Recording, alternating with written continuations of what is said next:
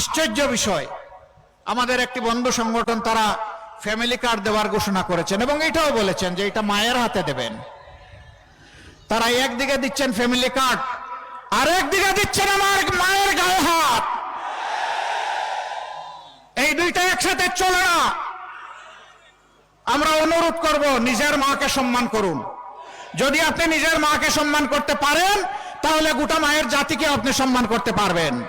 আর যদি নিজের মাকে সম্মান না করতে পারেন, আপনি বাংলাদেশের একজন নারীকেও সম্মান করতে পারবেন না। আজকে বিভিন্ন জায়গায় হামলা শুরু হয়েছে, মাথা গরম হয়ে গিয়েছে। মাঘ মাস, আরে ভাই এখন মাথা গরম হলে চৈত্র মাসে কি করবেন? একটু ঠান্ডা রাখেন না।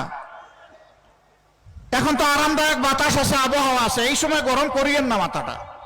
জনগণের রায়ের প্রতি আস্থা রাখুন। অতীতে জনগণের রায়কে যারা সম্মান করে নাই তাদের পরিণতি কি হয়েছে তার থেকে আমাদের সকলের শিক্ষা নেওয়া উচিত।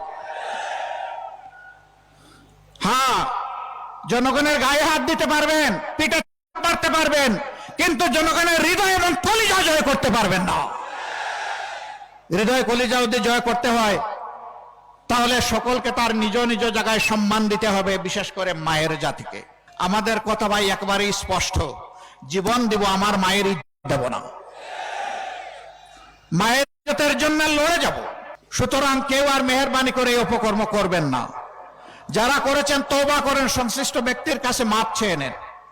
তিনি চাইলে মাফ করে দিতে পারেন, আল্লাহ আপনাকে মাফ করে দিতে পারেন।